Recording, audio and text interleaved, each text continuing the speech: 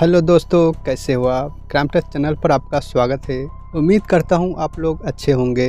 Mobile एक ज़िंदगी का हिस्सा बन गया है। यदि एक पल के लिए भी मोबाइल हमारे आंखों से उलझे हो जाते हैं तो ऐसा लगता है पता नहीं कितनी ज़रूरी चीज़ हमारे हाथों से गायब हो गई है। जब तक मोबाइल हाथ में नहीं आ जाता तब तक तसल्ली भी नहीं मिलती है। आज की कहानी में कुछ ऐसा ही होता है। महिला नहाने के लिए गई हुई थी, मोबाइल बाहर रखा हुआ था। अचानक मोबाइल की घंटी बजती है। जैसे ही घंटी बजती है तो बाथरूम से निकलकर आना तो मुश्किल था। महिला ने अपने पति को आवाज लगाई और कहा, देखो किसका फोन आ रहा है। पति ने मोबाइल को देखकर रिस्पांस दिया और रिस्पांस देने के बाद जैसे ही रखा, व्हाट्सएप पर एक नोटिफिकेशन बेल बजता है और जैसे ही उसे चेक किया तो उधर से मैसेज भेजने वालों ने कुछ आपत्तिजनक मैसेज भेजा था। जैसे मैसेज देखने के बाद पति का दिमाग खनक जाता है। जैसे पत्नी बाथरूम से निकल कर आती है, पति पूछता है, व्हाट्सएप पर मैसेज जो आया है, इस व्यक्ति ने जो तुम्हें लिखकर भेजा है, इसमें कितनी सच्चाई है। बस इतना सुनना था। इसी बात को लेकर पति और पत्नी के बीच कहासुनी हो जाती है और बात मारपीट तक पहुंच जाती है। लेकिन कुछ वक्त बीतता है, फिर वही मैसेज दोहराया जाता है, फिर से वही बात होती है और पति पत्नी के बीच में गुस्सेबाजी शुरू हो जाती है। पत्नी ने जो उसकी दिक्कत थी, समस्या थी, पति से बताने की कोशिश की, पति को समझाने का प्रयास भी किया, लेकिन इसी बीच में एक नहीं दो कत्ल हो जाते हैं, वो भी बहुत ही भयानक रूप में। पुलिस ने कुछ ही घंटे के बाद इस घटनाक्रम को खुलासा किया था। जब इस घटनाक्रम का खुलासा किया था तो लोगों को यकीन नहीं हो रहा था। ऐसा लग रहा था कि यह झूठ है, लेकिन जब पब्लिक के सामने मामला आता है तो वो भी बहुत भयानक और खौफनाक सच होता है। दोस्तों, अगर चैनल पर नए हैं तो चैनल को सब्सक्राइब कर ले, बेल आइकन जरूर दबा ले। आज की जो सच्ची घटना मैं आपको सुनाने जा रहा हूँ, यह सच्ची घटना है मध्य प्रदेश का। एक जिला लगता है, एक शहर है इंदौर। इसी का एक थाना लगता है एरोड्रम थाना। दरअसल एरोड्रम थाना का एक इलाका है अशोकनगर। बात कर रहा हूँ 9 दिसंबर 2023 की शाम लगभग 5 बजे के आसपास। एक लड़की जिसकी उम्र लगभग 10 से 12 साल के आसपास रही होगी, शाम 5 बजे जैसे ही अपने घर पहुँचती है अशोकनगर। तीसरी मंजिल पर उसके माता पिता, उसके भाई किराए के मकान पर रह रहे थे और दरवाजे को जैसे ही उसने नॉक करने की कोशिश की तो पता चला कि दरवाजा तो खुला हुआ है। दरवाजे के अंदर जैसे ही जाती है तो मम्मी मम्मी आवाज लगाती है, लेकिन मम्मी का कोई रिस्पांस नहीं आ रहा था। और जैसे ही वो अंदर जाकर देखती है तो मम्मी अर्धनग्न अवस्था में खून से लथपथ पड़ी हुई थी। अपनी माँ को इस रूप में देखने के बाद उसकी चीख निकल जाती है। पास में जब उसकी नजर पहुँचती है तो बेड के नीचे उसके मामा लेटे हुए थे, वो भी अर्धनग्न अवस्था में थे। माँ और मामा को देखकर उस लड़की जब चीखती है, चिल्लाती है, तो उस मकान में और भी किराएदार रह रहे थे। आसपास के लोगों तक जब चीखने चिल्लाने की आवाज पहुंचती है तो लोग भी उस कमरे की तरफ दौड़कर आते हैं और आकर देखते हैं कि मामला क्या है। पता चलता है कि भाई और बहन अर्धनग्न अवस्था में पड़े हुए थे, दोनों मर चुके थे। मारने वालों ने उनको इतनी बार चाकू मारा था कि जब तक वह मर न जाए, और जब तसल्ली हो गई कि मर चुके हैं तब वह वहाँ से जाते हैं। कातिल कौन है, कत्ल क्यों किया है, बहुत सारी वजह थी, लेकिन जैसे ही उसके तन पर कपड़े नहीं थे, यह कपड़े न होना ही लोगों को परेशान कर रहे थे। मामला फिर पुलिस तक पहुंचता है। एरोड्रम थाना क्षेत्र के पुलिस मौके पर पहुंचती है और दोनों लाशों को कब्जे में लेकर पोस्टमार्टम के लिए भेज देती है। पोस्टमार्टम से पता चलता है कि दोनों पर तलवार और चाकू से ताबड़तोड़ वार किए गए थे। इतनी बार की गिनती भी नहीं हो पा रही थी। अब इसी बात को देखते हुए पुलिस ने लगभग 50 सस्पेक्ट पर ध्यान केंद्रित किया।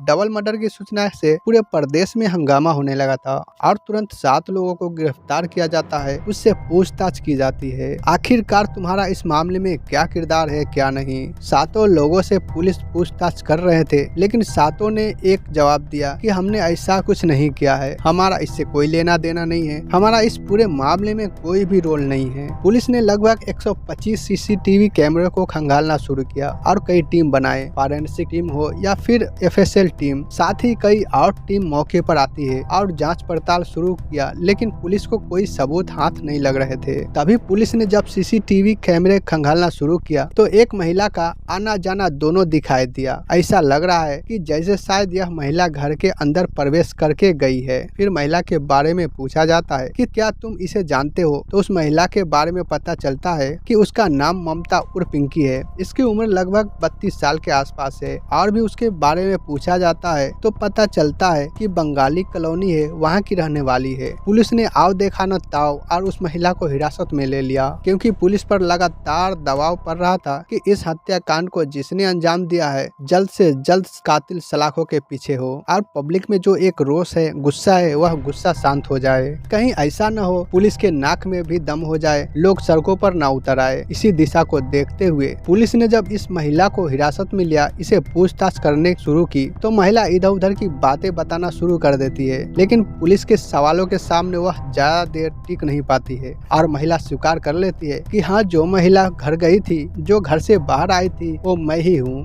पुलिस पूछने लगती है कि क्या बात है तो बताती है कि जिस महिला की हत्या हुई है उसका नाम सरिता ठाकुर है और जो व्यक्ति मारा गया है उस व्यक्ति का नाम रवि ठाकुर है, जो इस महिला का मुंह बोला भाई होता है। इसके शहर में 3 होटल चल रहे थे। एक होटल का नाम विष्णु पैलेस, दूसरे का नाम हनी होटल है और तीसरे का नाम होटल सागर है। उन तीनों होटल के अंदर गंदे काम होते हैं। पुलिस पूछती है कि आखिर महिला के साथ जो गंदी काम हो रहा है, अश्लील काम हो रहे हैं, पर जिस महिला की हत्या हुई है उस महिला का इसमें क्या लेना देना है। तो वो बताती है कि दरअसल जिस महिला की हत्या हुई है उस महिला ने इस व्यक्ति से मुलाकात कराई थी और उस व्यक्ति ने इसका अश्लील वीडियो बना लिया था। वीडियो बनाने के बाद उसके साथ लगातार दबाव बनाता था। जब उसका मन करता था अपने होटल में बुलाने की कोशिश करता था। लगभग 1 साल से लगातार ऐसे ही चल रहा था। उसके अश्लील वीडियो बने हुए थे। इसी वीडियो के सहारे ममता उसके पास जाती थी, उसके साथ शारीरिक संबंध बनाती थी। एक दिन उसके पति को यह बात का पता चल जाता है। इसी बात को लेकर घर में झगड़ा होने लगता है।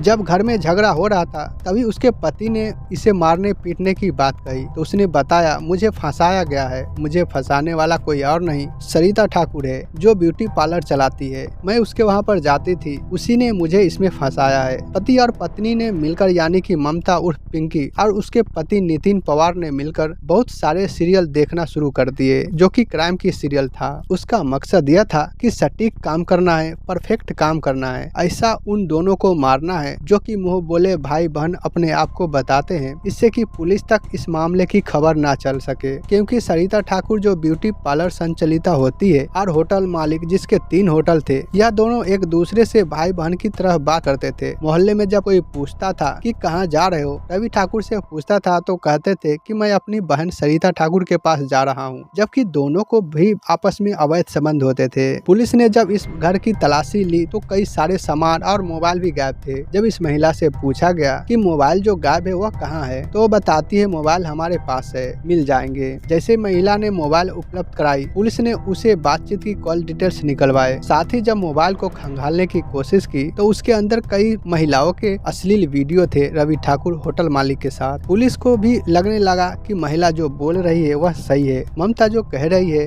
बिल्कुल सही कह रही है। इसे और पूछा कि आगे क्या मामला हुआ था, तब उन्होंने बताया कि हमने बस परफेक्ट प्लानिंग की थी, हम इन दोनों की हत्या कर देंगे, इसका पता किसी को नहीं चलेगा। इसके लिए प्लानिंग इन्होंने कुछ इस तरह से की। 9 दिसंबर 2023 को दोपहर के समय इसका पति, इसका बेटा, इसकी बेटी घर से दूर थे, कहीं अलग। इसको इस बात की पूरी जानकारी थी क्योंकि ममता और उसके पति ने रेकी की हुई थी। इसके बारे में बहुत सारी बातें जानती थी। जैसे ही 9 दिसंबर 2023 को 12 बजते हैं, पति और पत्नी अपने घर से बाइक लेकर निकलते हैं। बाइक लेकर निकलने के बाद रास्ते में बाइक को छोड़ देते हैं। वहां से ऑटो पकड़ते हैं। ऑटो पकड़ने के बाद सीधा एरोड्रम कॉलोनी का अशोक नगर का जो इलाका है, जहां पर किराए के मकान पे रह रही थी, वहां पर उतरते हैं। उसके मकान पर जाते हैं और उनके मकान में जाते ही सबसे पहले इस घर में जो महिला होती है उस महिला की चाकू से हत्या कर देते हैं और बार बार लगातार वार किए जा रहे थे। जब तक यह चाकू मुड़ नहीं गया, टूट नहीं गया, तब तक चाकू से उसको मारते रहे। इसी बीच जाने की ममता ने ही उस होटल मालिक को सरिता ठाकुर के मोबाइल से मैसेज किया। उसे कहा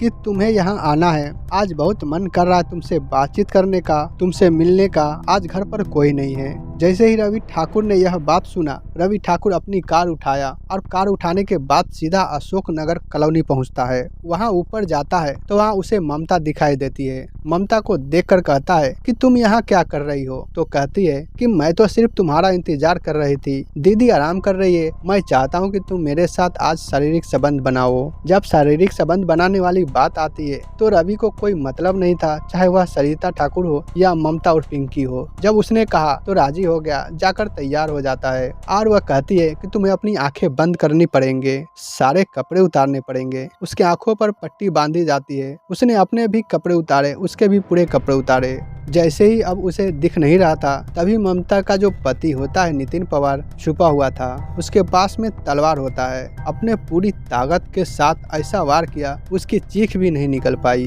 और तलवार से तब तक मारता रहा जब तक कि तलवार नहीं टूट जाती है, जब तक उसका दम नहीं निकल जाता है। इसके कपड़े उतरे होते हैं, साथ ही सरिता ठाकुर के भी कपड़े उतारते हैं। उसे भी अर्धनग्न अवस्था में एक कमरे में डाल दिया जाता है। तब तक इस कमरे में रहते हैं जब तक कि तसल्ली नहीं हो जाती कि मर गई है। जब उसे लगा कि मर चुकी है तो ममता उसके पति चुपचाप वहां से निकल जाते हैं, यह सोचकर कि अब किसी को पता नहीं चलेगा। जब इसका पति या कोई और देखेगा अर्धनग्न अवस्था में तो पता चलेगा कि इन दोनों को अनैतिक रिश्ते थे और सरिता ठाकुर के पति ने इसकी हत्या कर दी है या फिर किसी और ने हत्या कर दी है। ममता उसका पति जो नितिन होता है उस पर कोई शक नहीं करेगा, लेकिन जब पुलिस ने सीसीटीवी कैमरे के आधार पर जब देखा, उसका हुलिया पहचानने के बाद जब पता चलता है तो आखिरकार कातिल बहुत जल्द गिरफ्तार हो जाता है और जो वजह सामने आते हैं कि उसे और कई महिलाओं के साथ अनैतिक रिश्ते होते हैं। अपने होटल में यह बुलाया करता था